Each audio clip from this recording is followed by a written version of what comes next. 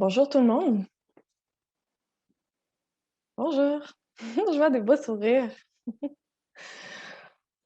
Bonjour, bienvenue à cette foire aux questions. En fait, c'est la dernière foire aux questions de la Fête des semences de Montréal. En fait, c'est organisé par Cultiver Montréal et présenté par Espace pour la vie. Mon nom est Julie, je vais être votre animatrice pour cette dernière foire aux questions pour nos habitués là, qui nous suivent depuis le début. On va être ensemble pour 1 heure environ, au moins 1 heure 30. Les foires aux questions virtuelles ont été imaginées là, dans le but de reproduire les rencontres puis les échanges qu'on aurait eus en personne, au kiosque. Donc, c'est l'occasion de faire connaissance puis de poser toutes vos questions. On a des invités, vraiment super là, pour notre dernière foire aux questions. Je tiens à souligner le travail d'adaptation de tout le monde, encore une fois, tant au niveau de l'organisation que de la participation, parce qu'on sait que s'adapter à une nouvelle situation, ça demande un petit effort. Alors, je vous remercie à tous et chacun d'être présents puis d'avoir répondu à l'appel. Quelques détails techniques. Cette foire aux questions, comme tous les autres événements, sont filmés et vont être rediffusés. Donc, si vous ne voulez pas être filmé, je vous demanderai d'éteindre votre caméra maintenant. Vous allez pouvoir poser des questions à la suite des présentations. Pour poser des questions, vous avez deux options. Soit vous levez la main. Pour lever la main, là, il y en a qui sont rendus habitués, donc je vais y aller rapidement. Là. Il y a la démarche un peu plus en détail dans le chat, mais vous pouvez cliquer au bas de votre fenêtre sur Réaction. Puis c'est à ce moment-là que vous allez voir, vous avez plusieurs options. Là. Vous pouvez envoyer des confettis, des cœurs. Vous pouvez aussi lever votre main. Lorsque vous levez la main, je vais nommer votre nom. Vous avez juste à réactiver votre micro pour pouvoir poser de vive voix votre question aux intervenants. Si vous préférez, vous pouvez poser aussi les questions dans le chat. Je les prends en ordre d'arrivée. On va essayer de répondre le plus possible. Peut-être qu'on n'aura pas le temps de répondre à toutes les questions. À ce moment-là, on mettra les adresses courriels de nos intervenants dans le chat. Vous pourrez les contacter par la suite si on n'a pas eu le temps de répondre aux questions. On va aussi mettre dans le chat un formulaire d'appréciation. On vous demanderait, s'il vous plaît, de participer. On veut avoir vos commentaires là, par rapport à cet événement-là virtuel. En participant, vous courez la chance de gagner deux paquets cadeaux, gracieuseté de la boutique du Jardin botanique et des laissez-passer pour entrer au jardin. Donc, participez en grand nombre. Et puis, sans plus tarder, je vais vous présenter mes trois invités. On va les saluer. J'ai Martin Boisvert de Néoterra. Salut Julie. Bonjour Martin, ça va bien? Oui, ça va et toi? Oui, ça va, merci.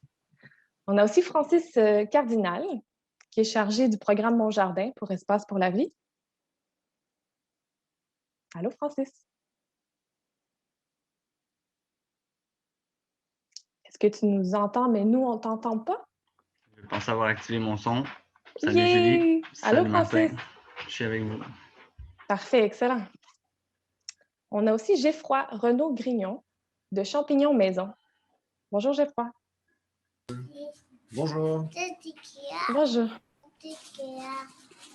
Ça va bien? Oui, ça va bien, merci.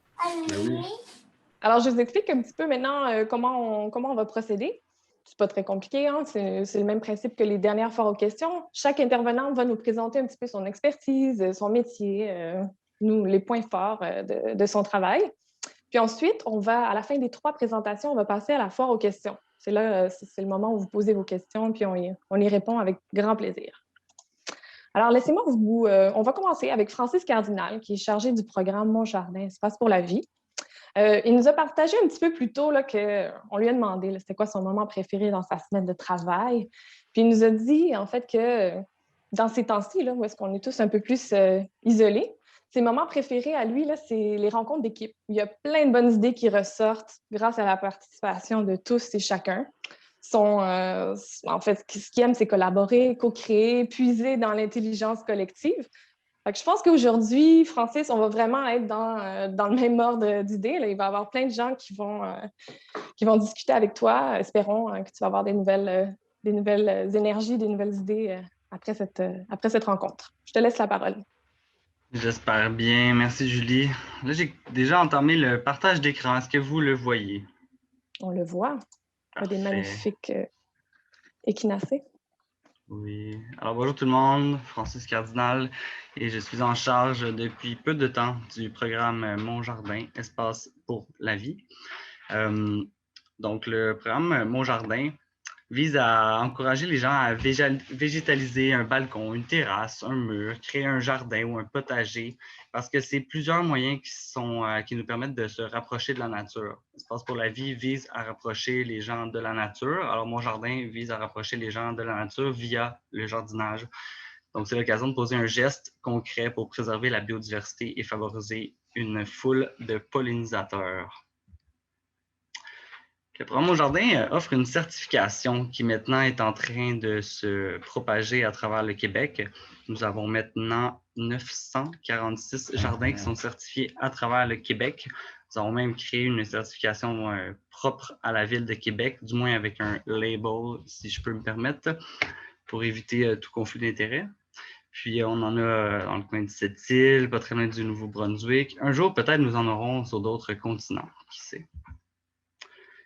Donc, le programme Mon Jardin, c'est pas juste une certification. C'est aussi de la production de contenu à la fine pointe de la grelinette. Je ne pouvais pas m'empêcher de faire des petits jeux de mots pour ceux qui connaissent la grelinette. Donc, nous avons une infolettre qui est rédigée environ 5 fois par année pour apporter des conseils, rediriger les lecteurs vers du contenu qui pourra les aiguiller au fil de la saison. Évidemment, c'est fait en fonction des choses qui sont à faire en fonction de la période de jardinage. C'est-à-dire qu'en plein été, cet été, je planifie de parler de l'utilisation de l'eau quand nous aurons des canicules, par exemple. Là, ce que vous voyez, c'était un blog qui a été rédigé sur les feuilles mortes. Évidemment, à l'automne, on se demande tous quoi faire avec nos feuilles mortes. Vous irez voir le blog. C'est plein de choses à faire avec les feuilles mortes. Donc, il y a une infolette, mais il y a aussi des blogs qui sont rédigés. Donc, si vous avez des idées, vous me les enverrez. Les 4 certifications qu'on a, nous avons une certification Jardin pour la biodiversité. On a aussi Oasis pour les monarques, Jardin nourricier et Jardin pour les oiseaux. Et chacune de ces certifications-là a des critères. Entre autres, vous le devinerez que le Jardin pour les monarques demande à ce que de l'asclépiade soit planté. Pour les oiseaux, on recommande aux gens, par exemple, d'avoir de la nourriture qui est disponible pendant l'hiver pour les oiseaux, souvent, par exemple, avec des arbres fruitiers qui conservent leurs fruits pendant l'hiver. Le jardin nourricier a un accent qui est fait sur la production de nourriture. Et là, voici notre certification qui est une petite plaque que les jardins certifiés peuvent afficher fièrement. Une fois que les gens sont certifiés, ils vont apparaître sur la galerie des jardinautes. Donc, ils ont une petite page qui leur est réservée. Et les gens sont très fiers. On a regardé les statistiques. On se demandait, est-ce que c'est nécessaire de garder la galerie des jardinautes? Et nous, avec nos techniciens informatiques, on a regardé s'il y avait beaucoup d'affluence sur ces pages-là. Et oui, il y avait beaucoup de visites. Alors, on a décidé de la conserver. Les gens peuvent afficher des photos de leur jardin. Alors, certifier son jardin, c'est devenir un acteur de changement. C'est l'occasion de poser un geste concret pour l'environnement. J'aime bien m'imaginer qu'à Montréal, tous les gens qui ont des cours, des balcons, des façades, des carrés d'arbres participeraient à ce mouvement-là. Imaginez Montréal qui est complètement bétonné deviendrait un corridor vert finalement. Alors, jardiner pour la biodiversité, c'est vraiment notre leitmotiv. Quelques principes. Bien, prendre soin de son sol naturellement et utiliser l'eau judicieusement. Et ça, je vais en faire mon objectif cette année parce que je reprends le programme des mains de quelqu'un qui a travaillé fort, qui était là depuis plusieurs années. Alors, je vais y ajouter ma petite touche personnelle, si je peux me permettre. Et je vais demander aux gens d'accepter de se remettre en question par rapport à nos idéaux d'esthétisme, entre autres, et nos habitudes qu'on avait. Et je vais demander aux gens de tolérer la biodiversité et surtout de la contrôler s'il faut avec des méthodes douces. Entre autres, en créant un buffet floral. Et participer au programme Mon Jardin, bien, pas besoin d'avoir un grand terrain. Hein, même un petit balcon peut convenir. On peut certifier des endroits qui sont publics, comme des jardins communautaires, des jardins collectifs. si on a la chance d'avoir un grand terrain aussi en région. Et sur ça, je vous remercie. Puis je vais prendre part à la foire aux questions un peu plus tard. Merci. Merci, Francis. On a hâte d'en savoir plus. On va te poser plein de questions. On continue avec Martin Boisvert de Néoterra, qui nous a confié que son moment préféré dans la journée, ce sont les soirées.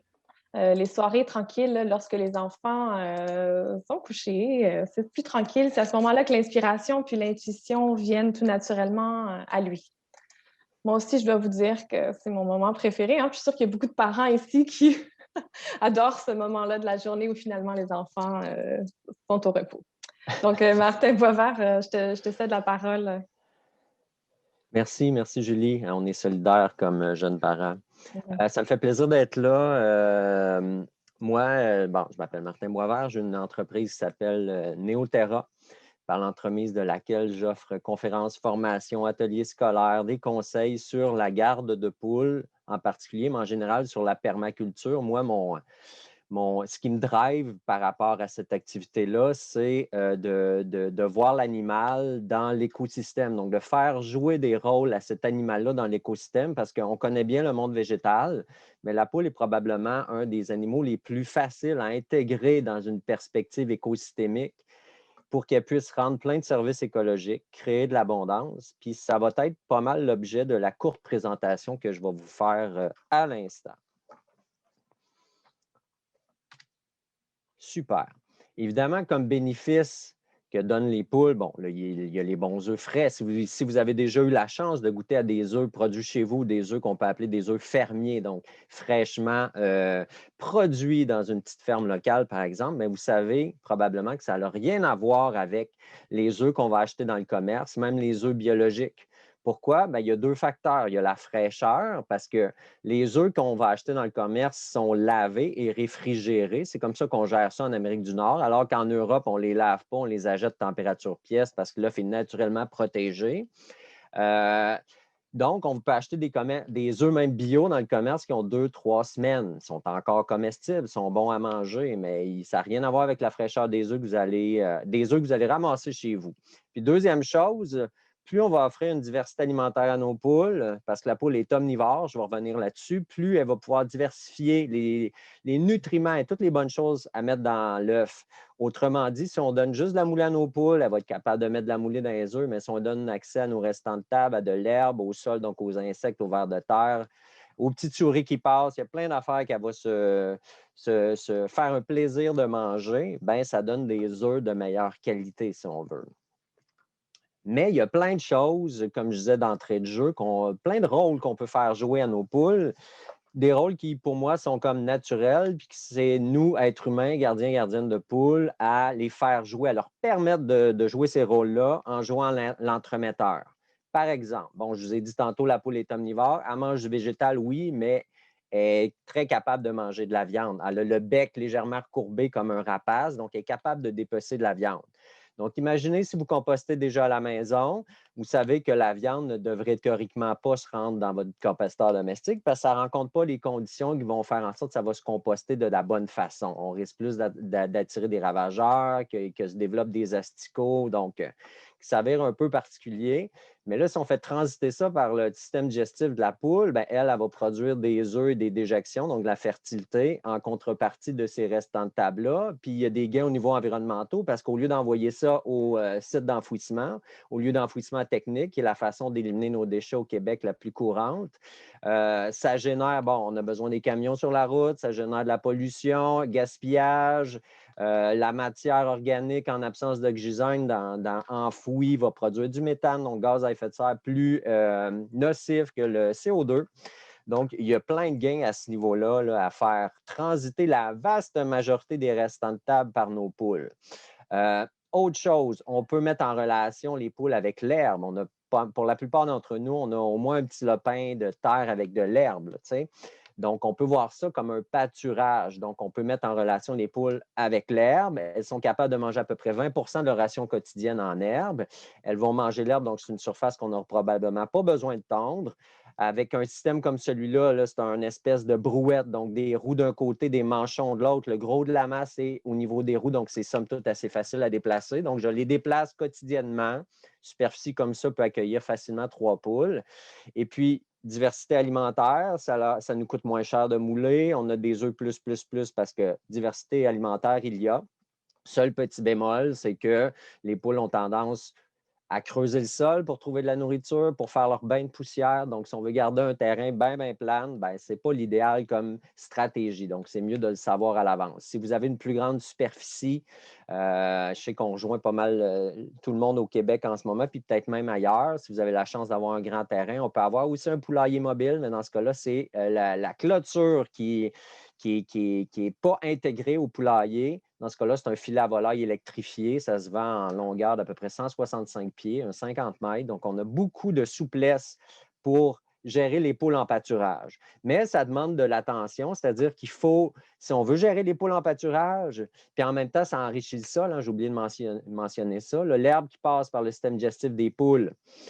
En fait, pour venir en avant, si on fait de l'herbicyclage, on va tondre la pelouse, on laisse les rognures en place, la matière organique va réintégrer le sol, mais l'azote, pour la plupart, va être oxydé, va se retourner dans l'air, qui est son cycle naturel. Mais si cette même herbe-là passe par le système digestif de la poule et la déjection est en contact avec le sol, on va être capable de mettre une bonne partie de l'azote dans le sol pour nourrir notre sol et nos plantes. Donc, c'est un avantage aussi à mettre les poules au pâturage. Comme extrant, je dirais, bon, il y a la fertilité, évidemment. Vous connaissez probablement le Actisol, qui sont des granules de fumier de poule déshydratés, donc mortes. Imaginez cette même puissance fertilisante fortement azotée, mais remplie de vie. C'est le gros avantage des déjections des poules. Une fois qu'elles sortent, dans le fond, elles sont pleines de vie. Hein? C'est ça, la vie nourrit la vie. Donc, on peut construire un tas de compost composé des déjections de nos poules avec leur litière, copeaux de bois, feuilles, paille, tout dépendant si on est à l'intérieur ou à l'extérieur du poulailler. Et puis, on va utiliser ça le plus possible pour construire son tas de compost pour ensuite mettre ça dans nos plates-bandes, jardins, aménagements. Donc, c'est intéressant avec les poules parce que ça nous permet de boucler une boucle de matière, c'est-à-dire on produit des légumes, mettons, dans notre potager, on mange ça, les rognures, les fans, mettons, les trucs qu'on ne va pas manger, on va donner ça à nos poules qui vont transformer en œufs et en fertilité. La fertilité, on va être capable de la composter. C'est ce que je recommande, dans le fond, faire passer ça par un processus de compostage avant de remettre ça dans le potager.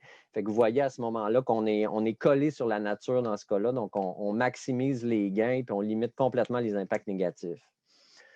Si on laisse les poules trop longtemps au même endroit, ce qu'elles vont faire, c'est qu'elles vont désherber. Elles vont passer à travers l'herbe pour se rendre sur le sol à nu. Mais ça peut être une stratégie qu'on utilise si on veut décoller une nouvelle superficie de potager, de plate-bande, de jardin. C'est-à-dire qu'on va les circonscrire dans l'espace. On veut transformer l'herbe en potager-jardin limite, juste assez longtemps pour qu'elles passent à travers l'herbe. Donc, diversité alimentaire pour elles. Elles vont enrichir le sol de l'herbe d'éjection, brasser ça un petit peu. Donc, c'est encore beaucoup mieux que de détourber, par exemple. Travail fastidieux, on perd une bonne partie de la couche de topsoil, donc là où se passe le miracle de la vie, le sol arable sur le dessus. On peut aussi utiliser des bâches, mais ça va prendre plus de temps. Avec les poules, on a essentiellement le même travail, mais de manière beaucoup plus rapide. Puis tous les gains avec les enfants pour la responsabilisation, les apprentissages, apprendre à prendre soin des animaux qui nous apprennent en même temps, à mon avis, à prendre soin de nous, le contact intime. Moi, mon garçon à droite s'appelle Tristan. Il y a des défis de développement, donc tout le volet aussi de zoothérapie est super intéressant avec les animaux. Donc, il y a des beaux gains à faire de ce côté-là. Pour clore un petit peu ma présentation, avant de céder la parole à Geoffroy sur le sujet des champignons, moi, je donne des formations, conférences, comme je vous ai dit. J'ai développé en 2016 une formation complète sur la garde de poules. Vous avez tous les sujets à l'écran. Donc, c'est une formation qui dure 4h30, 5 heures. Donc, on va vraiment à fond dans tous les sujets, dans le fond, qui, à mon avis, sont pertinents pour voir au bien-être animal, pour mettre en valeur la nature propre de la poule. Hein. C'est un peu ça que je vous ai présenté tantôt, comment nous, on peut la mettre en relation avec des éléments qu'on a tous sur nos terrains, des végétaux, de l'herbe, du compost, par exemple, pour gain service écologique abondance. Donc, cette formation-là, je la donne en classe ou en privé. Évidemment, dans le contexte actuel, c'est sur la glace, mais je la donne aussi dans une formule en ligne préenregistrée. Donc, c'est une formation qui est disponible depuis 2019. Il y a plus de 1200 personnes qui sont inscrites depuis le lancement, donc c'est fort populaire. Puis, si jamais ça vous intéresse, je vais mettre sur le chat à l'instant un lien pour vous inscrire à participer à un tirage, en fait, pour cette conférence, formation complète. Là. Excusez-moi, là, je perds mes mots un petit peu, j'essaie de le mettre sur le chat et ça ne fonctionne pas. Je vais le mettre quand je vais enlever le partage d'écran, je pense que ça va être plus facile. Donc, voilà les différents services que j'offre. Vous avez mon adresse courriel, pas courriel, mais l'hyperlien vers mon site Internet, neo-terra.ca. Il y a beaucoup d'informations là-dessus. Puis aussi, depuis peu, je mets beaucoup de... j'ai développé une boutique en ligne où je vends des articles pour la garde de poules, des trucs de base, mais beaucoup de livres. Je suis en train de développer une librairie, permaculture, autosuffisance alimentaire, jardinage écologique, gardiennage d'animaux de basse-cour. Donc, je suis en train d'en faire une librairie spécialisée. J'ai déjà au-dessus de 100 livres, vous irez voir ça. Une belle offre, dans le fond, déjà disponible sur mon site Internet. Si le sujet de l'autosuffisance alimentaire vous intéresse, je vous invite à aller vous inscrire pour avoir les activités du forum Le Peuplier. Vous avez le lien à l'écran. C'est un sujet qui est en vogue, particulièrement depuis l'année passée avec la COVID. Les poules aussi, le jardinage, hein, ça aussi, ça a explosé l'engouement envers ces sujets-là. Donc, si ça vous intéresse, allez voir ça. Puis juste pour terminer, un projet qui m'est très cher. Moi, je vais avoir la chance de quitter mon emploi au ministère de l'Environnement jeudi cette semaine. C'est ma dernière journée de travail après près de 10 ans au ministère de l'Environnement pour me lancer à fond dans les activités de Néo-Terra, mon entreprise. Puis je vais faire une tournée du Québec cette année avec au moins une personne pour faire du thème de l'autosuffisance alimentaire un projet de société pour le Québec. Je pense qu'on a tout ce qu'il faut, des gens, une diversité de gens, de cultures, de territoires, de terroirs connus à découvrir. Donc, moi, je veux absolument que ça vienne de la base. J'ai interpellé notre premier ministre au printemps à ce sujet-là. Il n'y a pas eu de réponse, puis je regarde aller les choses, puis ça ne viendra assurément pas de notre gouvernement, à mon humble avis. Donc, je veux que ça vienne de la base, puis je suis certain que ça va pogner. Donc, je veux faire une humble action pour essayer de favoriser l'émergence d'un projet rassembleur comme celui-là dans un contexte où on est le plus divisé que j'ai connu, je pense, comme société. Donc, on a besoin d'un projet rassembleur. Donc, je vais vous laisser là-dessus. Je vais laisser mon ami Geoffroy parler. Puis voilà, puis je vais arrêter le partage d'écran. Merci, merci Martin. En fait, pour avoir suivi la formation aussi, je la recommande. La plateforme aussi est super accessible. Ça répond vraiment à toutes les questions. Super travail, super pédagogue. Merci. Merci, Julie. Puis je viens de mettre l'hyperlien sur le chat là, pour participer au tirage. Je le remettrai à la fin. Là. On a hâte de te poser des questions. Notre dernier invité, et non le moindre, c'est Geoffroy Renaud-Grignon de Champignons Maison. Pour qui un de ses moments préférés, c'est ta ronde de collecte de marc de café. Je crois que tu vas nous en parler un petit peu plus pendant ta présentation. Certainement. Ouais, oui, d'avance, merci beaucoup pour c'est ça, Francis, Martin. C'était des présentations fort intéressantes. Là, Martin, ça m'a bien aidé que tu prennes plusieurs minutes à être en train de conclure parce que moi, j'ai 2 enfants qui ont décidé que c'était l'heure où ils voulaient manger avec moi. Vois-tu comme on est synchro? Eh oui, mon Lévi. Ben oui, fait que c'est ça, on disait, en fait, on répondait à cette question-là de savoir un peu notre moment préféré dans la journée. Moi, je parlais de la collecte de marc de café parce que c'est vraiment à la base de nos activités. C'est ça, là, moi, je me préparais plus pour une espèce d'échange questions-réponses, fait que je n'ai pas un grand discours, mais je vais vous mettre des photos. Bye bye, mon amour. Je vais vous mettre des photos parce que des fois, c'est un peu le fun. Là. Fait que je vais tenter mon beau partage ici d'écran. Mais voilà, quand je parlais un peu l'idée de la collecte de café, pour nous, qu'est-ce qui est intéressant, c'est qu'on a vraiment structuré, dans le fond, l'entreprise autour d'une notion de revalorisation de matières résiduelles. Je vais essayer de vous mettre ça en gros, là, pour voir. Oh, voilà. Donc, mais c'est ça, Champignons Maison, ça fait 10 ans qu'on est actif à Montréal en premier lieu en tant que semencier de champignons. Hein? Ça, je vous montre un petit peu une de mes photos préférées parce qu'elle est pleine de synchrones. C'est pour vous montrer qu'on peut pousser des champignons, c'est ça, gros comme des dinosaures. Mais en gros, c'est ça, je trouve ça super intéressant, comment je vous dirais ça, le panel, là, les gens qui sont réunis aujourd'hui, parce que j'entendais le discours de Martin sur les poules, puis ça rejoint énormément d'éléments là, qui, moi, m'avaient convaincu de me lancer dans le grand monde des champignons, parce qu'en premier lieu, moi, j'étais pris avec un problème là, de sols contaminés, là, de gestion de matières résiduelles extrêmement problématique dans un quartier de Montréal où j'avais emménagé, puis où je voulais jardiner, puis où j'ai découvert que le sol était rempli d'hydrocarbures. Puis, à ce moment-là, moi, je faisais une maîtrise en anthropologie, en ethnographie. Puis, j'avais un peu de temps pour faire des recherches en parallèle. Puis, j'ai découvert justement le grand monde des champignons, puis le grand monde du vivant, comment, en fait, il y a plein de synchrones assez particuliers, hein, comme Martin parlait du grand miracle de la vie là, de la terre arable, mais même étymologiquement, si vous voulez, nous, on s'appelle les humains parce qu'on est produit par l'humus, vous voyez, puis quand on perd un peu nos racines, puis qu'on rentre dans des moments conflictuels, une des seules choses qui arrivent à nous sauver, c'est l'humour, hein, qui nous ramène, comme on dit, au plancher des vaches. Puis dans le fond, on a un espace très mince sur lequel l'ensemble de la vie terrestre s'est déployé. Puis quand on remonte, là, biologiquement parlant, ben, notre plus vieil ancêtre qui est venu sur la terre ferme, c'était une collaboration d'organismes fongiques, puis d'algues, hein, pour former le lichen, puis commencer à terraformer là, la grosse roche sur laquelle on était. Sans aller trop en arrière, nous, on est des héritiers d'un univers qui a été déployé là, par une série d'organismes vivants. Peut-être vous avez vu sur Internet la blague un peu là, de comment notre corps est seulement un vaisseau, si vous voulez, de transport pour un ensemble de nerfs, puis une collection de micro-organismes là, desquels on bénéficie.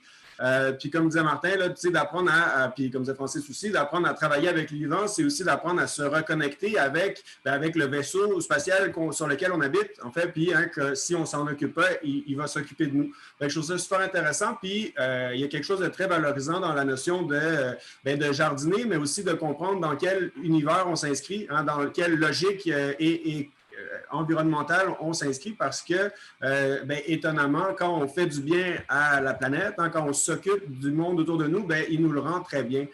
Fait comme on dit, on peut rattacher plein de notions thérapeutiques au jardinage, tout ça. Puis moi, ce qui m'avait fait vraiment, ce qui m'avait happé avec les champignons, c'est qu'à un certain degré, ça permettait de boucler beaucoup de boucles. Fait que je vais vous montrer que si j'arrive à bouger ma petite image, on va voir par où je peux. Ah, voilà. Donc, on parle, c'est ça, nous, on est semenciers de champignons. Puis en fait, on fournit vraiment je ne peux pas pointer, mais on fournit la culture de champignons. Ce que vous voyez qui est à droite, si vous voulez, de mon beau graphisme, à la droite du bulbe, qui dit mycélium de blanc de champignons. Ah, je ne peux pas t'offrir de jus, mon amour, il faut que tu demandes à ton frère. Va voir Lévi, s'il te plaît.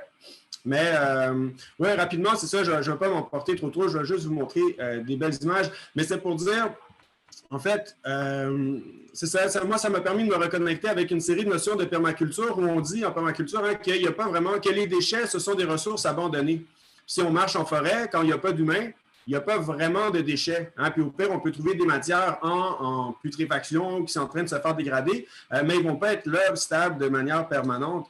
Ils sont toujours pris en charge par la nature. Puis dans cette prise en charge-là, c'est encore là le règne fongique, puis les bactéries principalement qui vont dégrader la matière, la rendre accessible aux arbres, qui vont permettre de stocker le carbone, hein, de faire la grande chaîne de la vie. Puis ce que je trouve intéressant dans une optique très à petite échelle, c'est que quand on commence à cultiver des champignons, ici j'ai mis un exemple où j'intègre les champignons à mes semis. Là, on a des semis de concombres, on a de courges.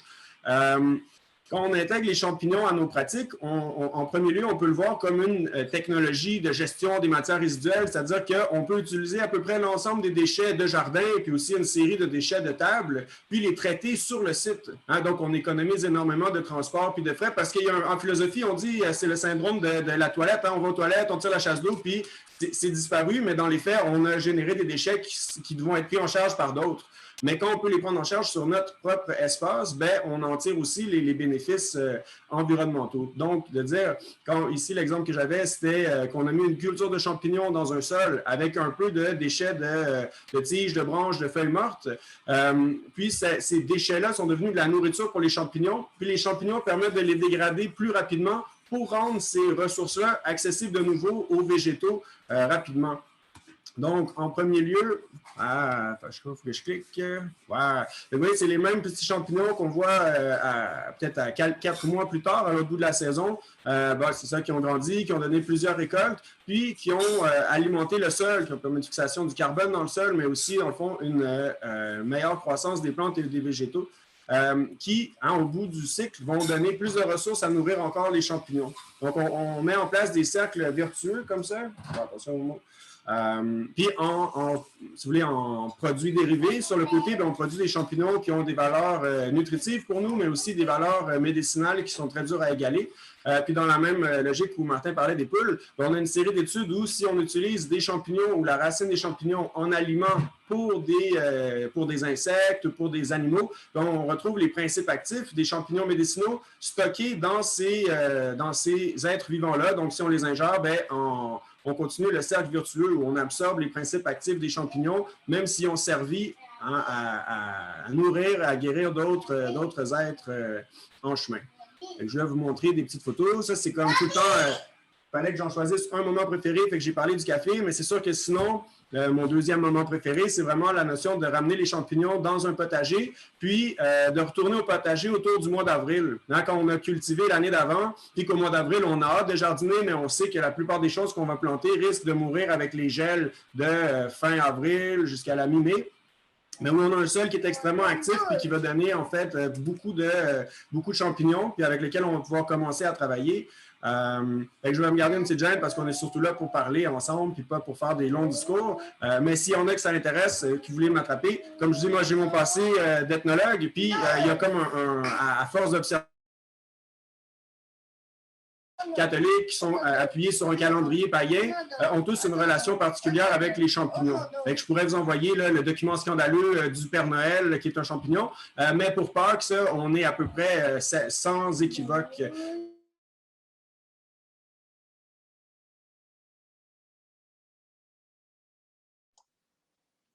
Qu'est-ce que je vais vous montrer juste vite si on a d'autres photos. On a ce travail-là de champignons qui se fait. Nous, on est semenciers, donc on offre des semences de champignons qui peuvent être soit utilisées pour ensemencer davantage de matière vivante ou simplement comme une trousse pour produire ses propres champignons. Donc, ce que vous trouvez sur notre boutique en ligne, c'est principalement les trousses qui vont être prêtes à faire des champignons en 2 semaines environ. Donc, on ouvre, on arrose, tout le travail a été fait à l'intérieur. Puis, il y a une production régulière de champignons comestibles qui se fait aux 2 semaines pendant 2 mois. Puis le produit final, c'est une culture qui a épuisé sa nourriture. Donc, à ce moment-là, on peut la prendre puis la reproduire dans du marc de café, des feuilles de thé, des déchets, soit des pâtes et papiers ou du jardinage.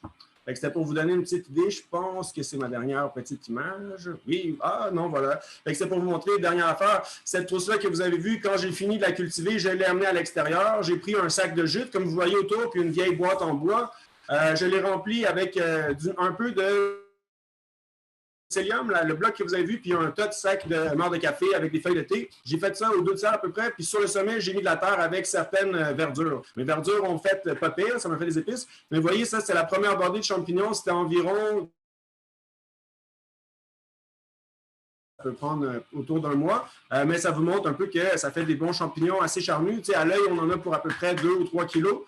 Puis les champignons, ce qui est excitant, c'est que c'est délicieux frais, mais comme c'est fait avec une grande partie d'eau, si jamais on n'a pas le temps de toutes les manger d'un coup, on peut les congeler ou les déshydrater, puis on les ramène quand on est prêt, puis ils sont...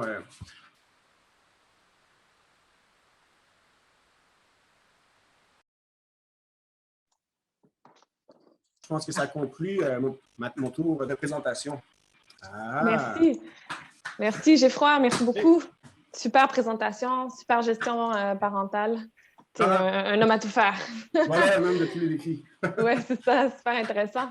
Donc, c'est ça, c'est maintenant venu le temps pour vous, chers participants et participantes, de poser vos questions. On a déjà plein de questions. Je me demande si on va arriver à passer au travers, mais on va commencer avec le commencement. Je vous rappelle comment poser les questions là, rapidement, soit vous levez la main ou dans le chat. Je vais un peu me promener entre les deux. Alors, on a une première question ici de Natacha Vadnet, qui est question poule. Donc, on va y aller avec... ça va être adressé à Martin. Pour les poules, est-ce que c'est bruyant ou odorant vu que je demeure en banlieue? C'est un des principaux freins, je dirais. Les gens ont des appréhensions là-dessus, donc c'est normal. Puis j'en parle souvent dans les conférences là, où j'ai plus de temps pour parler, évidemment. Pour la question des odeurs, par exemple, dès qu'on met en place des pratiques, on va nettoyer la litière. Tu sais, la litière, dans le fond du poulailler, on peut voir ça un peu comme une litière à chat. Si on laisse ça aller trop longtemps, on va dépasser le point de saturation, donc la capacité d'absorption de cette litière-là. À ce moment-là, ça va se mettre à sentir. Donc, si jamais on se rend jusque-là, on va nettoyer, on va envoyer ça au compost idéalement. Puis, la fois suivante, on va devancer l'opération. D'accord? Pour la question des bruits, bon, si vous êtes en banlieue, en ville, pas le droit de coq, hein, évidemment, c'est le plus gros générateur de bruit, peu importe le moment de la journée. Au mois de juin, où les journées sont très longues, dès 3h30, 4h du matin, dès qu'il y a une petite lueur à l'horizon, il peut se mettre à chanter. Mais quand on a un groupe de poules, donc on exclut le coq, pour lesquels on voit leur bien-être, espace vital suffisant, diversité alimentaire, peuvent aller à l'extérieur, tout ça est rencontré. Règle générale, on ne les entend pas ou si peu. Les moments où on va les entendre, c'est s'il y a un prédateur qui rôde, puis elles l'ont spoté, entre guillemets, là, à ce moment-là, ils vont se mettre en mode alerte. Puis ils vont comme ils vont faire des cris vraiment particuliers. Vous allez les reconnaître. C'est une bonne idée, si vous entendez ça, d'aller voir ce qui se passe. Puis aussi, après la ponte de l'œuf, la poule, après avoir pondu de l'œuf, souvent, elle va faire une petite chansonnette, une envolée vocale de quelques secondes ou de 2-3 minutes. Puis je me pose encore la question, est-ce qu'elle fait ça par bonheur ou par douleur? Je ne sais trop, mais j'ose croire que c'est par bonheur parce que la poule a pond un œuf. Pourquoi? Pour se reproduire. Fait que j'ose croire qu'elle est heureuse d'avoir amorcé ce processus-là, même si vous n'avez pas de coque, donc les œufs ne sont pas fécondés, il n'y aura pas de poussin au bout de tout ça. Donc, c'est la réponse que j'aurais le goût d'offrir à cette question-là. Parfait, merci. Merci, Martin. Il y a Nancy Lachance qui a la main levée. Voulez-vous nous poser votre question maintenant? Oui, bonjour. La question est pour la culture des champignons. J'ai fait beaucoup de recherches sur la culture Internet pour les cultures de kits de démarrage, si on veut. Donc, j'essaie d'être autodidacte à ce niveau-là. Mais j'aimerais ça en apprendre un petit peu plus sur les erreurs de culture, soit intérieures et ensuite pour les amener à l'extérieur pour les avoir dans notre climat. Donc, je sais que Geoffroy couvre ça assez en profondeur, mais j'aimerais aussi savoir s'il y a des livres qui pourraient être recommandés, qui conviendraient à notre culture, à notre climat pour nous, pour amener les kits de mycélium, les transférer au jardin pour le printemps.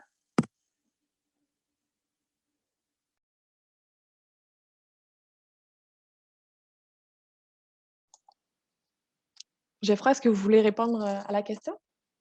Est-ce que tu es là? Il semblait avoir un petit problème de connexion. Tantôt, en tout cas, de mon côté, ça a coupé de temps en temps. Là, fait que c'est peut-être ça qui explique son absence. Oui. Ah, attends son micro. Bon, parfait, ce ne sera pas bien long. Mais peut-être qu'on peut mettre sur la glace cette question-là. J'avais une question pour Francis. Comment on peut attirer les pollinisateurs dans notre jardin? As-tu un petit conseil? Oui, il y a plusieurs façons effectivement d'attirer les pollinisateurs. Puis il y en a qui sont remis en question maintenant, même en 2021. Je ne sais pas si vous avez suivi, sans jeu de mots, le buzz avec les hôtels à pollinisateurs, les hôtels à abeilles solitaires. Il y a beaucoup de choses qu'on faisait il y a 20 ans, il y a 15 ans, qui étaient les normes finalement. Puis on se rend compte que finalement, c'était peut-être pas une si bonne idée de faire ça. Je donne des exemples rapidement. Ramasser nos feuilles mortes, avoir des gazons verts sans aucune mauvaise herbe, c'était des pratiques courantes. Maintenant, on est en train de les remettre en question. On se dit peut-être que garder nos feuilles mortes pour isoler notre sol, ça peut finalement aider à la fertilité du sol. Des gazons verts unis, est-ce que ça contribue à attirer les pollinisateurs? Pas vraiment. Donc, de plus en plus, on se dirige vers un laisser-aller, un laisser-vivre, si on veut.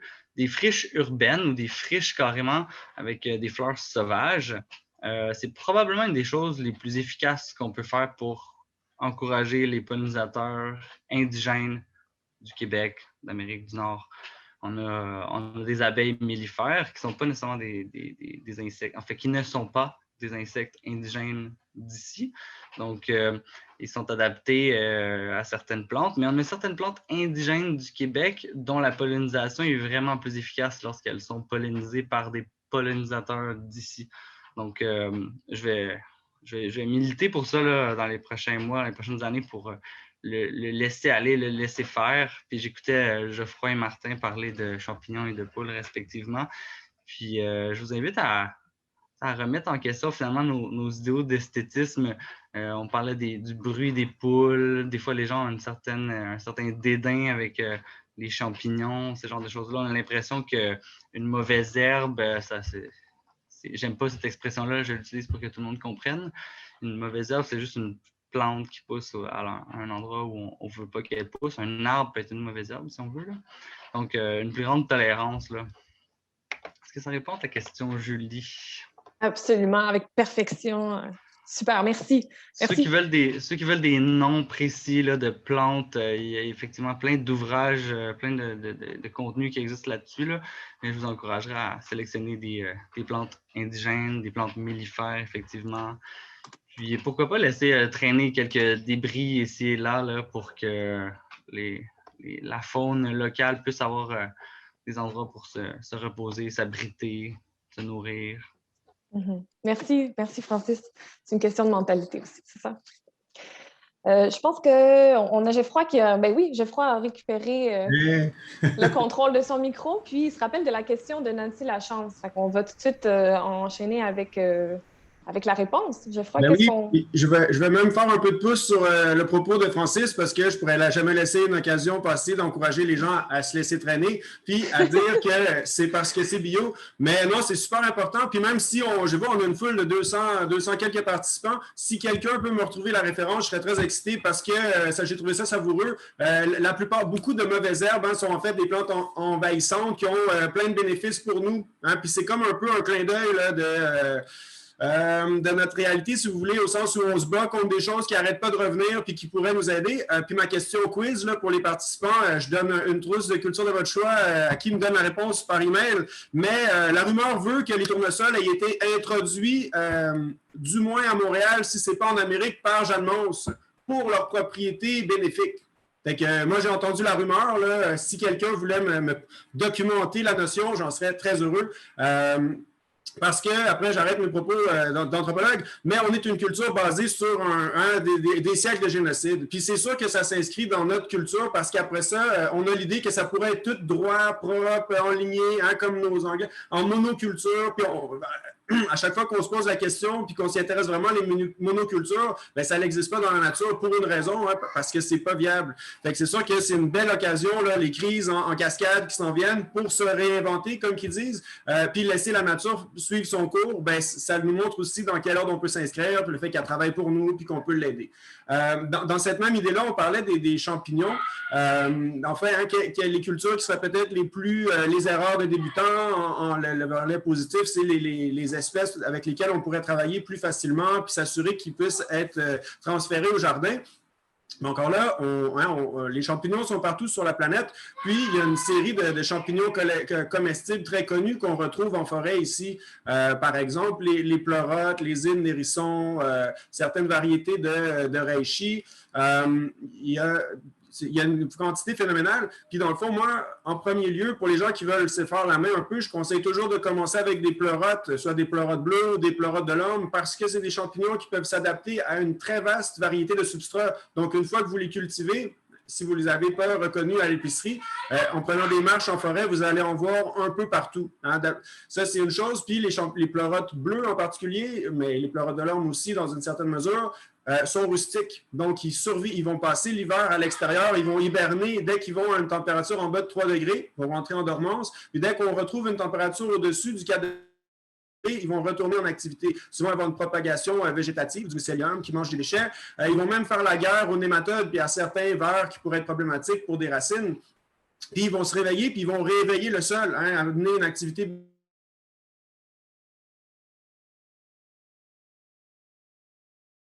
chaud plus rapidement. C'est pour ça que je faisais ma blague avec nos grandes célébrations.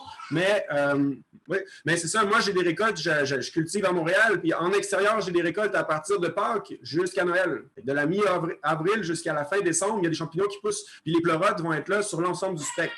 En plein été, on a des pleurotes tropicales qui peuvent nous aider un peu. Il y a plein d'autres variétés. Mais s'il y en avait juste une avec laquelle travailler, moi, je conseillerais de commencer avec des pleurotes bleues. Ils peuvent manger...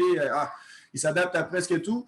Puis on parlait justement, peut-être la première notion en myciculture qu'on va mettre en place, c'est simplement qu'un fruit, qu'on va dire un champignon, va être constitué à 80 ou 90 % d'eau en termes de poids.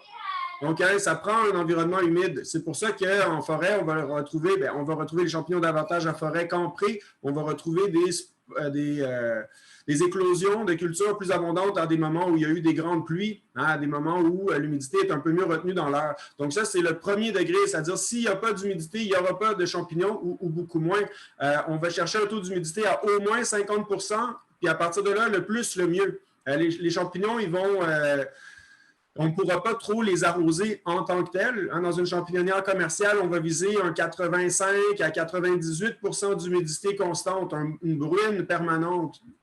Puis dans le fond, on ne peut pas trop arroser les champignons. Cependant, on va essayer d'éviter l'eau stagnante. Ça, c'est vrai en culture d'intérieur comme en culture au jardin, au sens où si on a un petit de l'eau stagnante, un petit étang, un espace où l'eau reste longtemps, puis si le bloc de culture a les pieds dans l'eau, cette eau-là, étant stagnante, elle va développer plus rapidement des bactéries, certains pathogènes pour nos champignons. C'est-à-dire qu'il va y avoir une guerre pour les ressources, puis ça va être plus...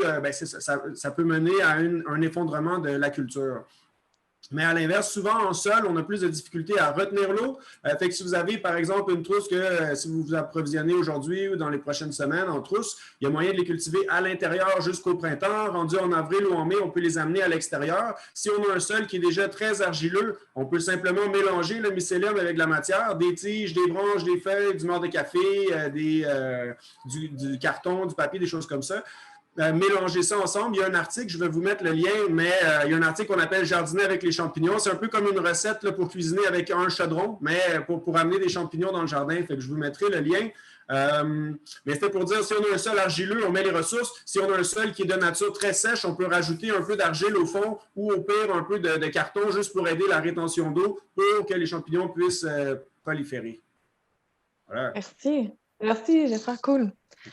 On a Isabelle Soulière qui demande, est-ce que le grillage électrique empêche les autres animaux de venir manger les poules?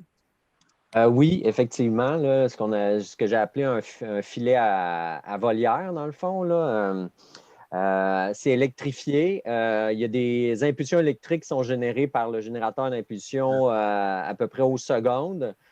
Donc, on peut pas, c'est pas un courant continu, donc on ne peut pas rester figé là, sur l'électricité constante à ce niveau-là.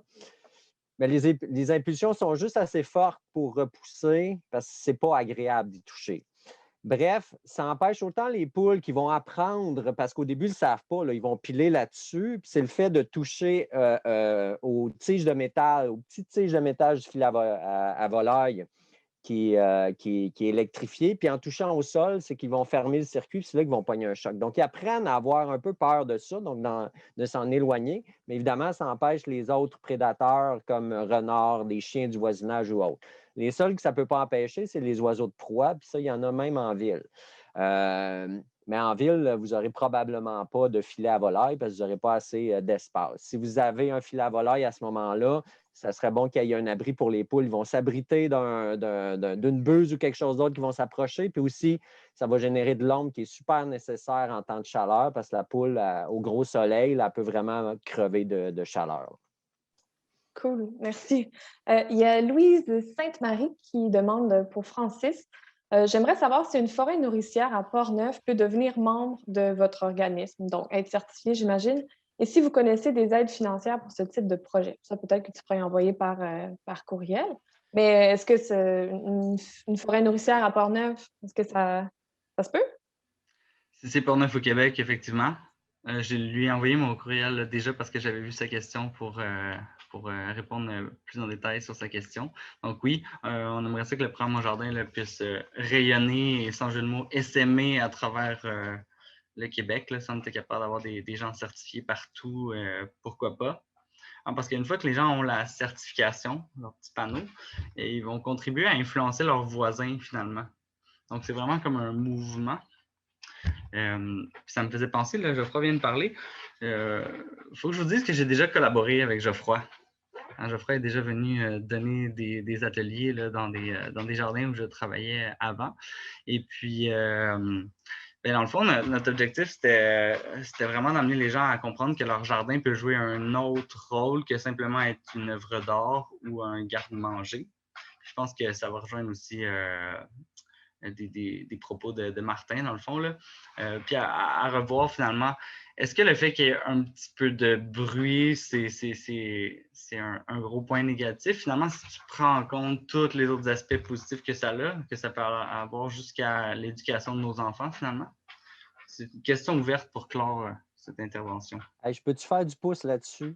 Vas-y. En France, ils viennent, je pense l'année passée, ils ont adopté une loi dans tout l'Hexagone où ils sont venus dire que le chant du coq à la campagne, c'est reconnu comme patrimoine acoustique ou quelque chose comme ça. Autrement dit, les néo-ruraux qui arrivent de Paris ou autres, qui veulent s'établir pour toutes sortes de raisons à la campagne, ils vont dire « Hey, la cloche là, du clocher de l'église aux heures, moi, je ne veux rien savoir de ça. Le chant du coq le matin. » Tout ça pour dire que là, toi, néo-rural, tu es venu t'établir ici. Bien, ici, c'est l'identité du lieu, c'est l'identité des gens. Donc, voilà, dans le fond, ce que tu vas devoir t'habituer à entendre. Puis ça, je trouve ça vraiment intéressant. En effet. Il y a Flore Brion qui a la main levée. Peux-tu nous poser ta question maintenant, Flore? Salut.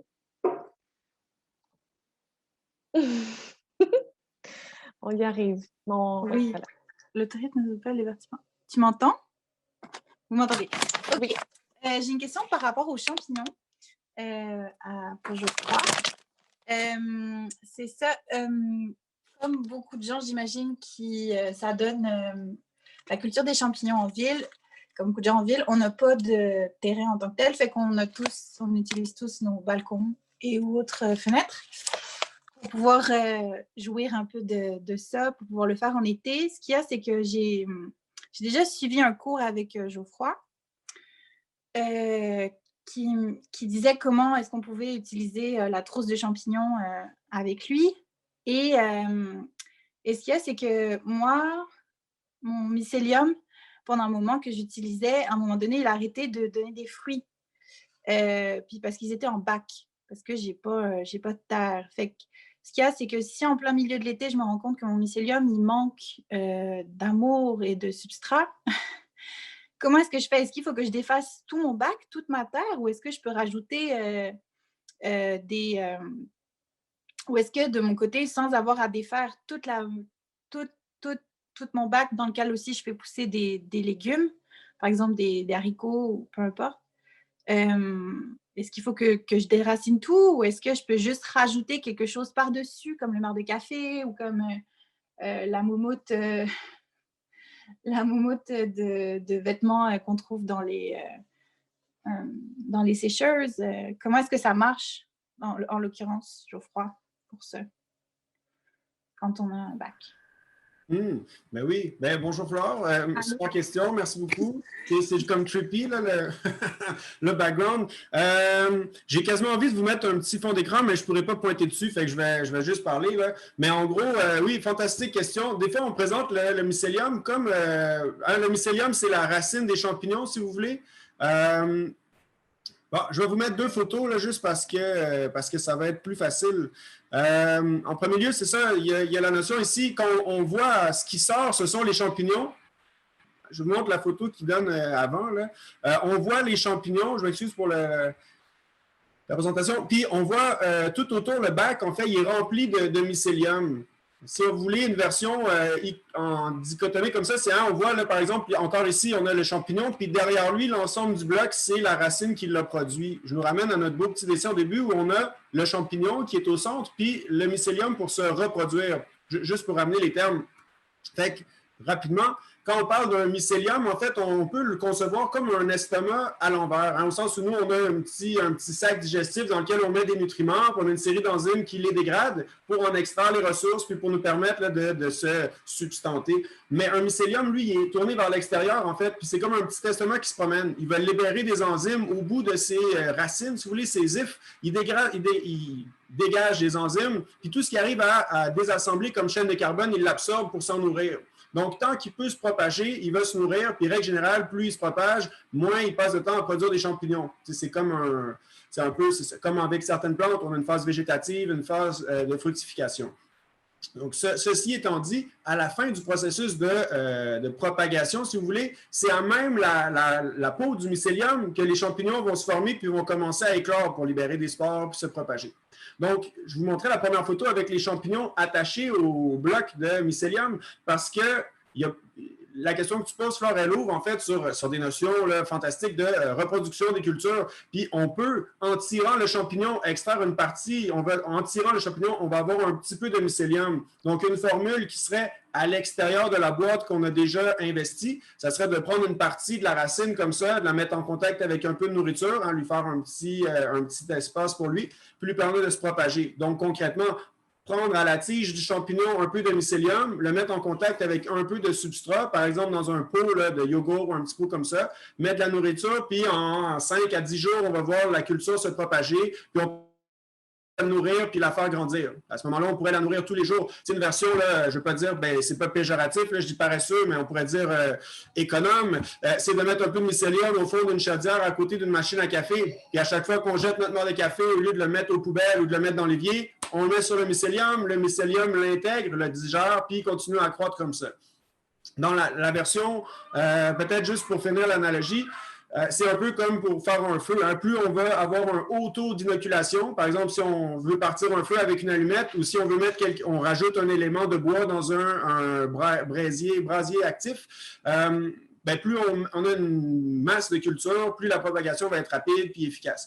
Donc, comme je disais, on pourrait tirer la tige, prendre une petite partie, la faire reproduire, mais on pourrait aussi aller, dans l'exemple où tu donnais d'un bac sur un jardin, prendre une poignée, là, par exemple une main pleine de mycélium, la mettre dans un nouveau contenant, redémarrer la culture. Mais tous ces scénarios-là, si on ne s'occupe pas du bloc qui a arrêté de produire des champignons parce qu'il a épuisé ses ressources dans une plate-bande, si on ne s'en occupe pas, il va finir par s'effondrer. C'est-à-dire, quand il n'y aura plus de nourriture, à un moment donné, il n'y aura plus les ressources pour maintenir son environnement, puis il va commencer à se faire dégrader par les bactéries. Il va faire un sol très chaud, très nourrissant, mais il ne produira plus de champignons. Donc, comme tu disais, il y a un autre élément où on remarque aussi que le mycélium, à mesure qu'il dégrade les chaînes de carbone, il va perdre en volume. Donc, ton bac, il devrait avoir un peu d'espace qui se dégage. Puis, si sur ce bac-là, tu pousses soit des légumes ou des fines herbes, il va y avoir certains déchets que tu pourrais remettre tout de suite en contact avec le sol. Puis, le mycélium va venir les chercher, les intégrer en mycélium, les dégrader pour faire une partie qui retourne au sol, une partie qui le nourrit, lui.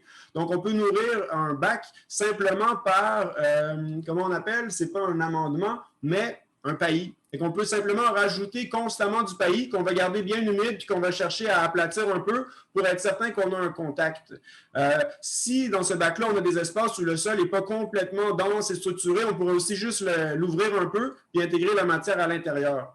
Moi, dans des bacs de plate-bande, j'aime ça faire des buts. J'essaie de monter au début de la saison quelque chose de très haut pour que lentement, ça puisse s'écraser comme ça, puis que je puisse le retourner puis le remonter.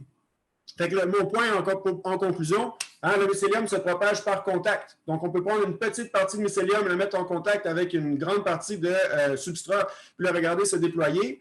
On peut le faire comme ça, ou à l'inverse, on peut déposer de la nourriture sur un bloc de mycélium. Puis peut-être, dernier indice, encore là, le marc de café, on en a presque tout le temps, le carton, si vous avez du papier, on peut mettre ça au broyeur, le mettre comme un paillis, ça fonctionne très bien, ça va retourner en état de sol rapidement.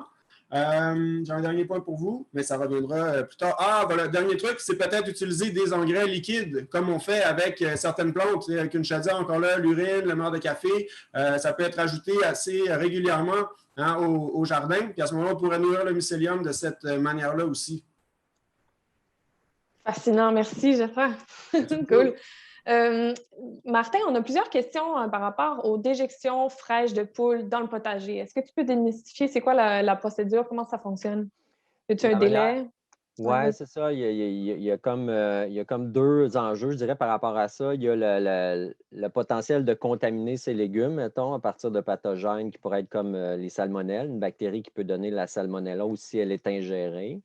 En passant, il ne faut pas capoter avec ça. Ce n'est pas juste les poules qui peuvent avoir des salmonelles, chats, chiens peuvent en avoir, puis il n'y a personne qui vire fou avec ça. Premier enjeu. Deuxième enjeu, c'est, étant donné que les déjections des poules fraîches ou assez fraîches contiennent une forte teneur en azote, mais certaines plantes pourraient voir leurs racines brûlées par cette forte dose d'azote-là présente dans les déjections des poules. Donc, la façon de contourner ou de répondre de manière sage à ces deux enjeux-là, c'est de faire passer les déjections par un processus de compostage. Donc, moi, comment je procède, c'est que, bon, périodiquement, je ramasse les déjections des poules au fond du poulailler, ou il y en a qui font ce qu'on appelle un deep litter, là, une litière profonde. C'est qu'au lieu de la ramasser, on va juste en rajouter. Puis il y a tout un écosystème, il y a de la vie qui se développe à l'intérieur, puis ça va commencer à composter sur le site même. Mais évidemment, il faut avoir prévu à l'avance cette façon de faire-là. Parce que, étant donné que ça va monter au poulailler, bien là, s'il n'est pas assez haut, bien, vous allez avoir de la difficulté. Ou si les murs sont en bois ou des choses comme ça, bien, peut-être que ça va se mettre à pourrir parce que là, vous allez avoir un milieu humide toujours au niveau des murs de bois. Fait que, ça pourrait se mettre à pourrir de ce côté-là. Mais dans le fond, périodiquement, on ramasse les déjections de poules avec la litière. Puis les déjections de poules sont considérées comme une matière azotée. Rapport carbone-azote d'à peu près 10 pour des déjections de poules fraîches, d'accord? Vous mélangez ça avec la litière. Dans le fond, c'est déjà mélangé. Copeaux de bois à l'intérieur. Moi, c'est ce que j'utilise à l'extérieur. Des feuilles mortes, de la paille, du foin, des choses comme ça. Mais les feuilles mortes, c'est gratuit. Faites-vous des réserves à l'automne, ça ne coûte rien. Puis, ils sont déjà en sachet. Le gros de la job est fait. On ramasse ça, on amène ça chez Swap. Puis, moi, j'en accumule le plus possible. Des fois, ma blonde, elle n'aime pas ça. Mais bon, on a 20 000 pieds carrés de terrain. Ça, on n'a pas trop d'enjeux d'espace. Puis, j'utilise ça comme litière, dans le fond, à l'extérieur dans ce cas-là, parce qu'à l'intérieur du poulailler, ce n'est pas assez absorbant. Ça a plus tendance à saloper l'intérieur du poulailler. Fait que ça, c'est des matières carbonées, la litière, mélangée aux déjections des poules, matière azotée. C'est déjà un mélange intéressant, mais le rapport carbone-azote est très élevé. Si on va avoir un bon compostage, un compostage rapide, on peut viser un rapport carbone-azote d'à peu près 20-30 de ce que je voyais dans la littérature.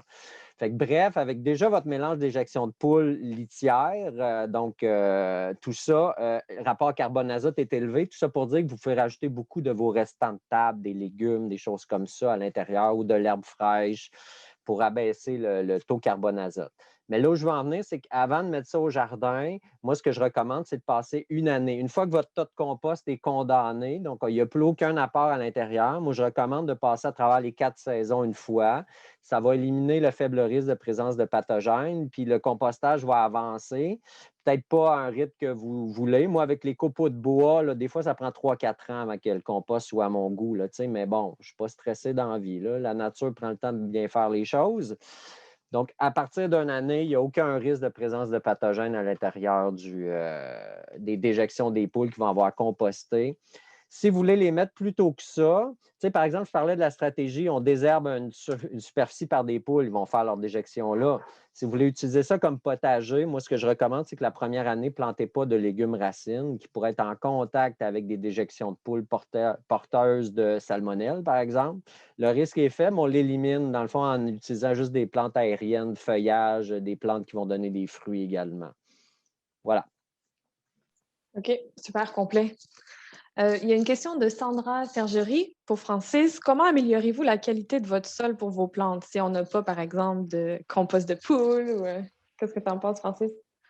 Oui, je l'avais vu la question tout à l'heure. Je les notais pour être sûr que je ne les oublie pas. Le sol se régénère. Le sol a trouvé plein de façons de se régénérer naturellement. Je pense que c'est comme une opportunité en même temps. Les forêts, par exemple, se régénèrent en quelque sorte à travers le recyclage de leurs propres déchets. Les feuilles mortes tombent au sol, sont régénérées par la faune, les mycorhizes, entre autres, les champignons, les bactéries dans le sol. Nous, ce qu'on fait, c'est que quand on jardine, surtout quand on a un potager, on consomme les légumes et c'est là qu'il y a une fuite finalement d'énergie, de nutriments. Donc, il faut effectivement recycler nos nutriments pour recycler notre sol.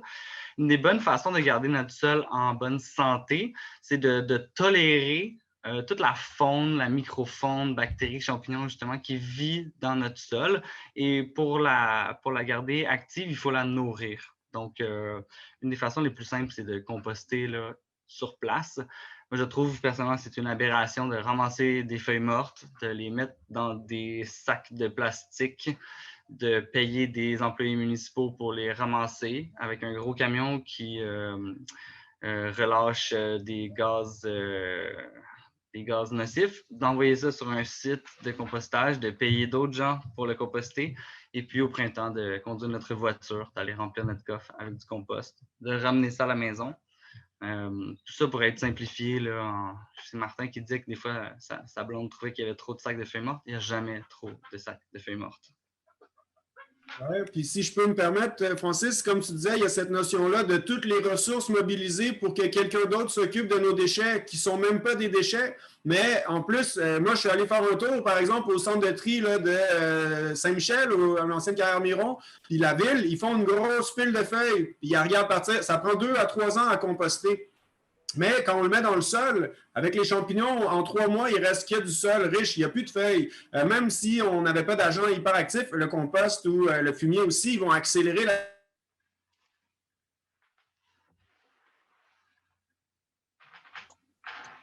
On a perdu ton son, Geoffroy. C'est beaucoup plus efficace individuellement.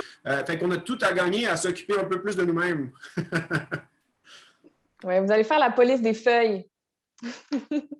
Prochaine mission. On a Lucie Bisson qui a demandé, Monsieur Boisvert, pourquoi vous avez indiqué ne pas nourrir une poule avec du poulet?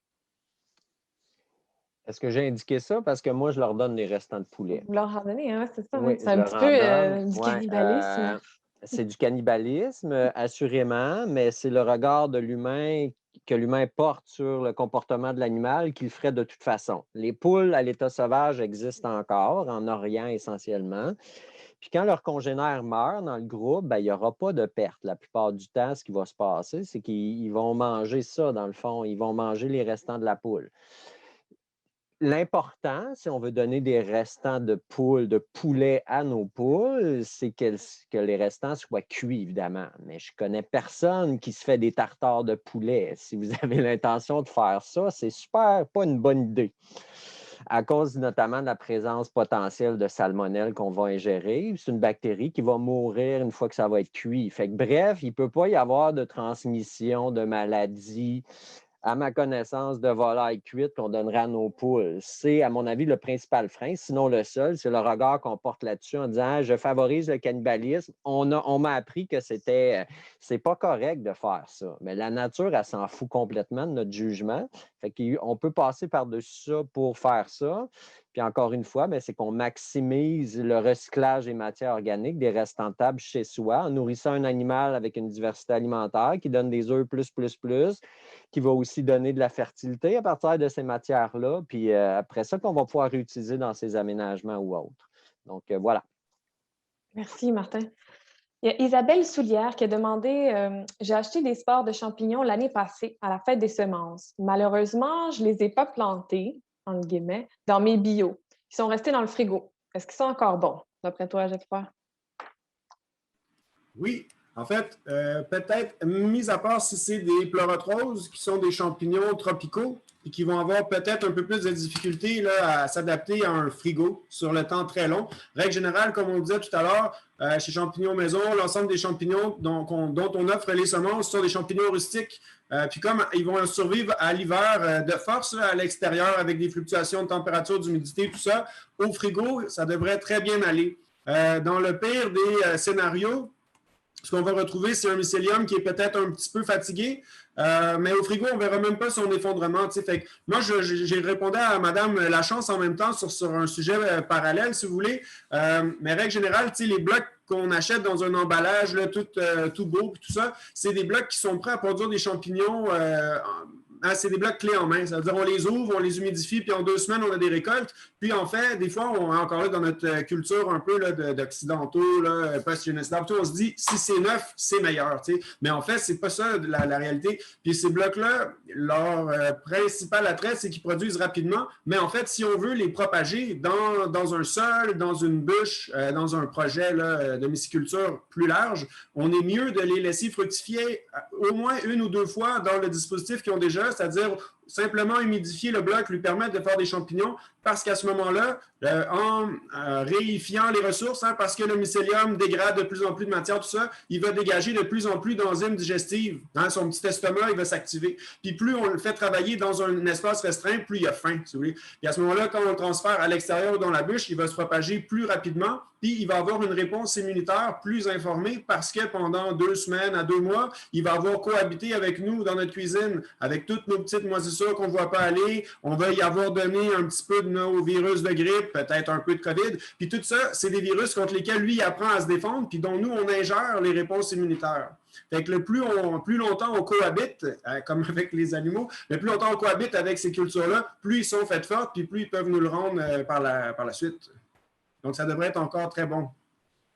Good. Il y a Marie-France Marcel qui dit « Bonjour Martin, nous avons une poule qui est décédée, puis on ne sait pas de quoi.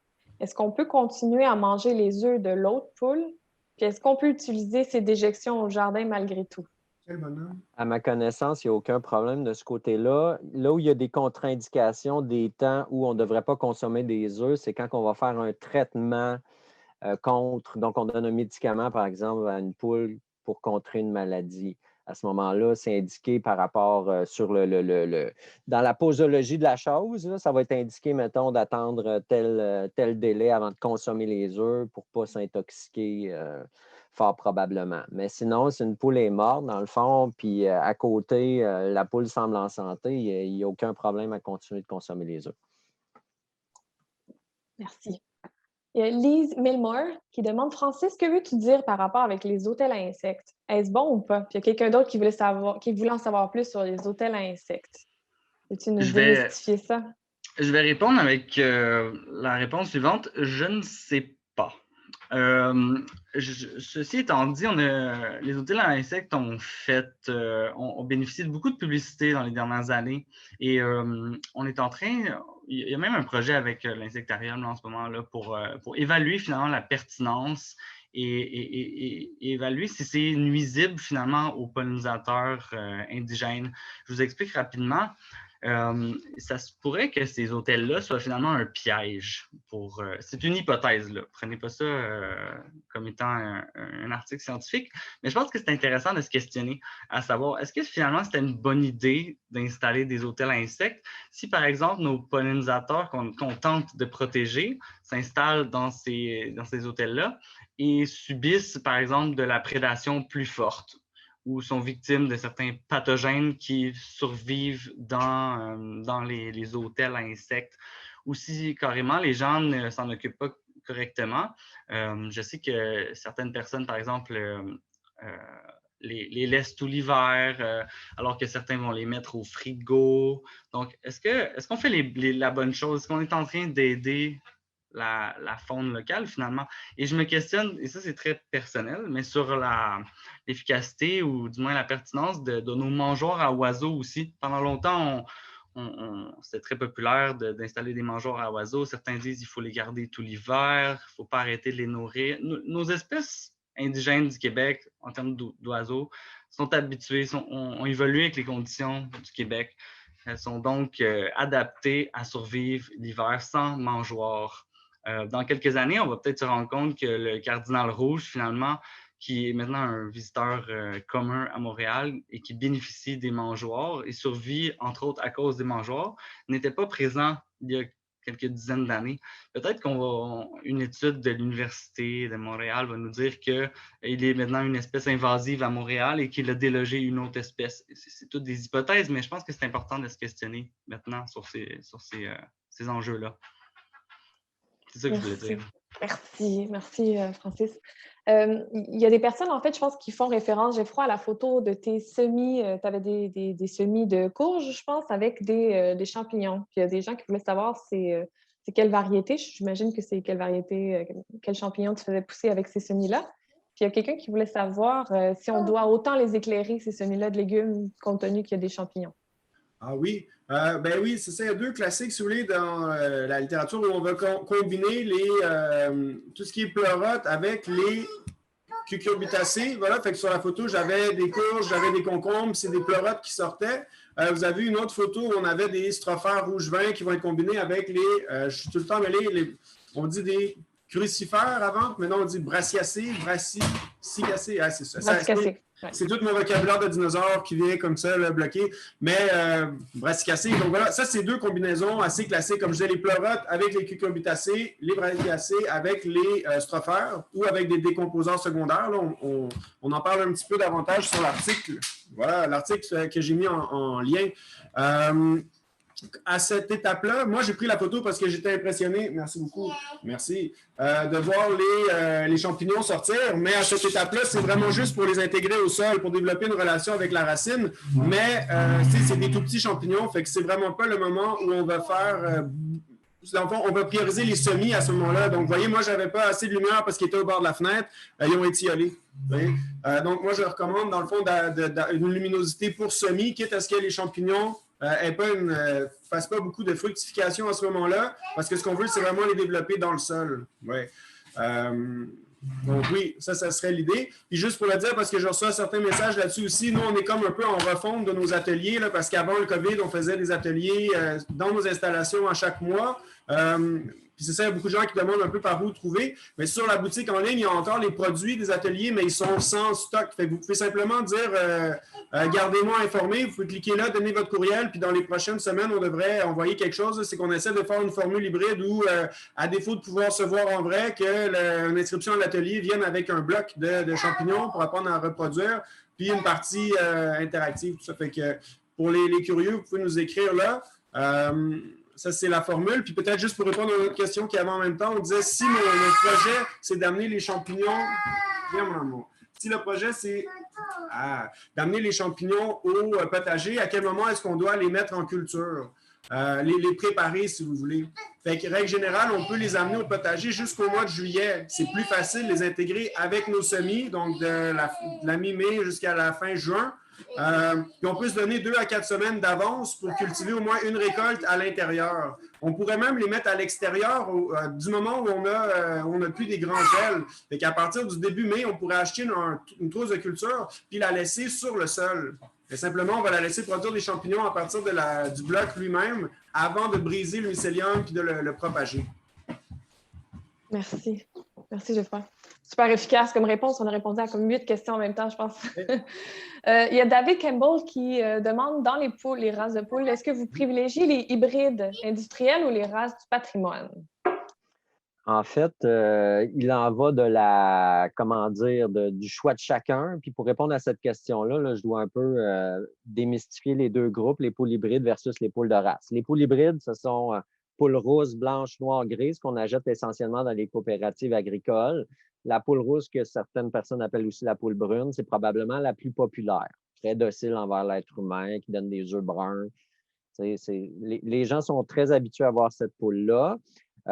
Pour toutes les poules hybrides, de prime abord, c'est des poules qui sont développées par et pour l'industrie de la production d'œufs de masse. Donc, ce sont des poules qui sont vaccinées, qui s'en vont dans des poulaillers commerciaux pour donner beaucoup d'œufs en peu de temps. Donc, c'est une prérogative, c'est un souci de rentabilité. Ils pondent en bas âge, ne sont pas grosses, donc on peut les entasser davantage. Donc, ils sont associés à tout un système. Dans le fond, ils sont associés au système de production d'œufs de consommation. D'accord? Moi, je préfère l'autre catégorie, les poules de race, dans lesquelles vous avez énormément de diversité de races et de caractéristiques propres à chaque race. Vous avez Chanticleer, Rhode Island Red, Wyandotte, Orpington. Il y en a vraiment plein. Dans la question, il y avait race patrimoniale. La Chanticleer, c'est notre poule patrimoniale québécoise. L'original, c'est la blanche immaculée qui a été développée pour être bonne pondeuse, mais aussi bonne pour la chair. Il y a beaucoup de races qu'on peut aussi consommer. C'est le cas chez moi. J'ai appris à faire boucherie, puis je fais ça à la maison.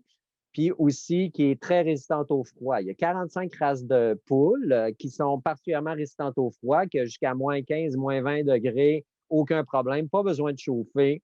L'important, c'est toujours d'avoir un milieu exempt d'humidité. L'humidité, c'est ce qui génère de la maladie, de l'inconfort aussi. Les poules vont avoir beaucoup plus de difficultés à se réchauffer parce que l'air est humide. L'humidité, c'est de l'eau qui génère l'humidité dans l'air, dans le fond. Donc, l'eau est difficile à chauffer. Hein? C'est une matière, dans le fond, qui a une grosse inertie thermique. Donc voilà, moi, je préfère les poules de race. À chaque année, j'essaye 2 nouvelles races pour me familiariser avec elles, apprendre à les connaître. Mais mes 2 critères de sélection, c'est une poule à double utilité, donc relativement bonne pondeuse, puis aussi qui est bonne pour la chair, puis résistante au froid. On est beaucoup plus résilient envers, par exemple, une panne de courant. Si vous avez des poules fragiles, panne de courant, votre poulailler, vous ne pouvez plus le chauffer. Il y en a qui chauffent leur poulailler à 10-15 degrés. C'est complètement inutile. Vous êtes zéro résilient. Vos poules sont dans le fond, habituées à ce niveau de chaleur-là. Ne voudront pas aller à l'extérieur, alors que moi, je recommande à ce que les poules puissent aller dehors à l'année. L'important à l'extérieur, c'est qu'ils soient à l'abri des vents dominants. Puis idéalement, pas dans de la neige folle. Neige folle, les pattes des poules ne sont pas isolées. Quand ils calent dans la neige, ils n'aiment pas ça. Ils perdent beaucoup de chaleur, des engelures, donc ils vont rentrer en dedans. Donc, avec des facteurs comme ça, on favorise le bien-être animal. Puis imaginez, là, faites l'analogie poule-plante.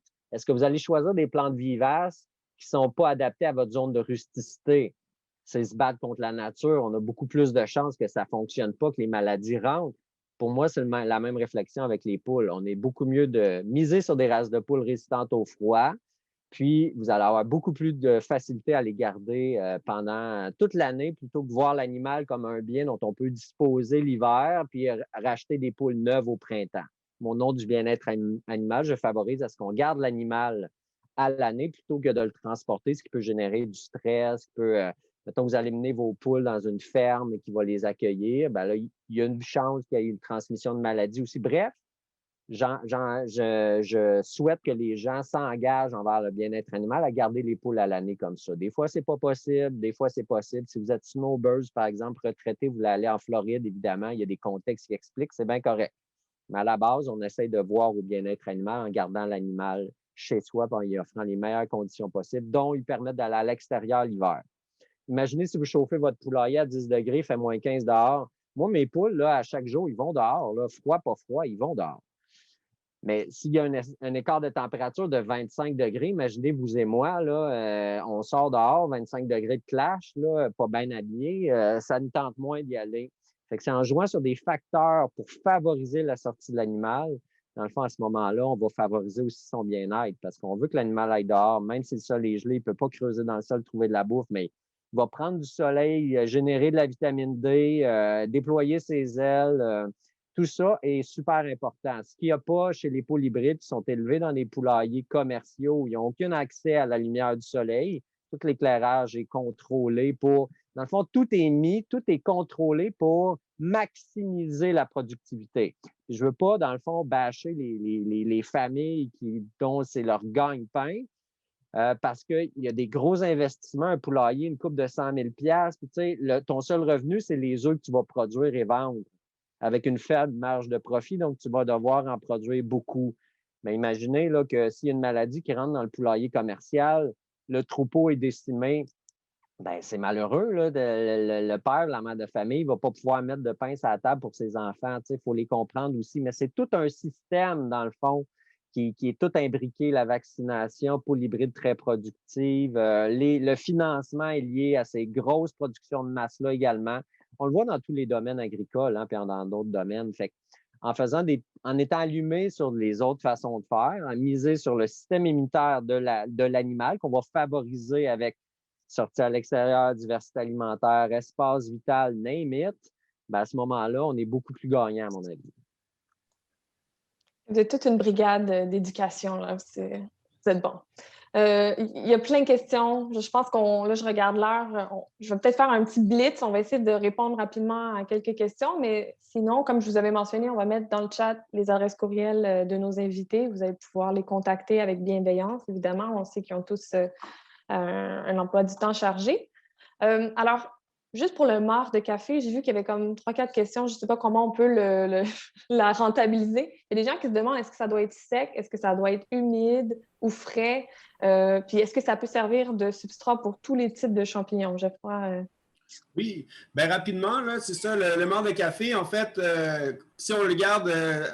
Comme je disais tout à l'heure, la version la plus simple, c'est d'avoir une chaudière à côté de sa machine à café. Et à ce moment-là, le seul problème, c'est la chaleur. C'est-à-dire qu'on ne veut pas nécessairement déposer un marc trop chaud sur le mycélium. Idéalement, on attend qu'on puisse le toucher avec nos mains, c'est-à-dire un 35 degrés environ. Et si on inocule à ce moment-là, si on met le café en contact avec le mycélium, ça se propage très bien. Si on veut le conserver, l'accumuler, il va falloir le congeler. C'est la façon la plus simple. Là. Un pot, par exemple, de crème glacée, un contenant là, comme ça, 1 ou 2 litres, qu'on remplit de marc de café lentement. Ça va prendre, dépendamment de votre rythme à vous. On remplit au congélateur, puis ensuite, on dégèle, puis on introduit du mycélium. Parce que vous avez peut-être déjà remarqué, si on laisse du marc de café en latence là, sur un comptoir, ça va contaminer avec des moisissures en 4 jours peut-être. Puis une fois que c'est moisi, là, ça devient très difficile d'implanter d'autres cultures.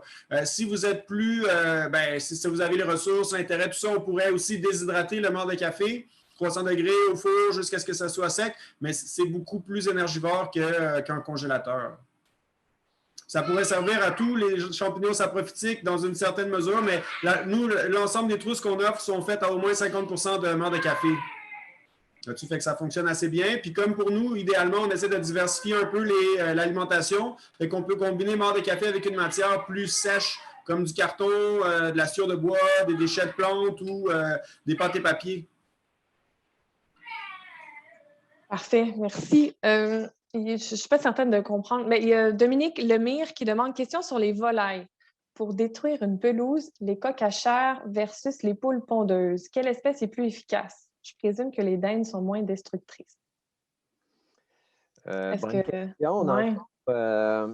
Il y a sûrement des différences d'une race à l'autre, mais c'est essentiellement le rapport entre le nombre de volailles versus la superficie que vous voulez désherber, si j'ai bien compris la question. Puis également la densité de l'herbe. La poule est capable de manger, pâturin de Kentucky, du trèfle, pissenlit, plantain, essentiellement tout ce qui peut pousser, qui est non ligneux dans votre pelouse. La poule va avoir bien entendu des préférences qui peuvent être différentes d'une race à l'autre, d'un individu à l'autre. Chaque individu a sa personnalité là, et qui va s'exprimer à différents égards, notamment en termes de goût. Tu sais, des fois, moi, je dis, les poules, là, ils raffolent quand que je leur donne tel aliment. Quelqu'un le laissait, puis moi, ils ont laissé ça de côté. C'est normal. Puis peut-être qu'ils peuvent s'habituer aussi à cette nouvelle source de nourriture-là. Fait qu'il y a plein de tests à faire. Mais à savoir s'il y a une différence entre coq à chair versus poule pour désherber, je ne pense pas qu'il y ait de grandes différences. Sauf que les coqs à chair si on va dans des races comme Ross et autres, là, le poulet blanc qu'on est habitué de voir, c'est que plus on lui donne de la nourriture, plus il va se gaver. T'sais. Moi, j'aime mieux rationner mes coqs à chair parce qu'ils en viennent à un point où ils sont vraiment obèses, qu'ils peuvent avoir de la difficulté à se déplacer sur leurs pattes. C'est l'équivalent de la poule pondeuse mitraillette hybride dont je vous ai parlé tantôt. Le coq à chair, c'est qu'il développe une génétique pour qu'il grossisse à vue d'œil. Donc, plus on lui donne accès à de la nourriture, plus il va en manger. Moi, j'aime mieux rationner sa nourriture à peu près 150 grammes par jour, mais il serait capable de manger le double là, sans problème. Là. Mais à mon avis, au détriment de sa santé. Surtout si on est en plein cœur de l'été, grosse chaleur. Lui, là, il est obèse au soleil. On perd beaucoup de volailles comme ça. Là, Donc, je ne pense pas qu'il y ait de grandes différences, mais peut-être que le coq à chair, au fond, il va manger un peu plus d'herbe, étant donné que son appétit est très vorace. Parfait, merci. Est-ce qu'on a le temps pour une dernière question? Là? Est-ce que vous êtes serré dans le temps? Ça va? Est-ce qu'on a un mot de la fin après, Julie? Un tout petit mot de la fin. Là. Tout petit mot. Tout petit mot, oui. Dans le fond, je pense qu'on va conclure. Je vous remercie énormément, Francis, Martin, Geoffroy, pour votre expertise, pour votre passion de partager ça. C'est super chouette, super apprécié. Il y a même des gens qui disent que c'est leur foire aux questions préférée.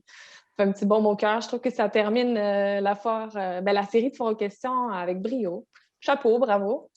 Oui, merci à vous. Je remercie tous les participants qui ont posé une foule de questions.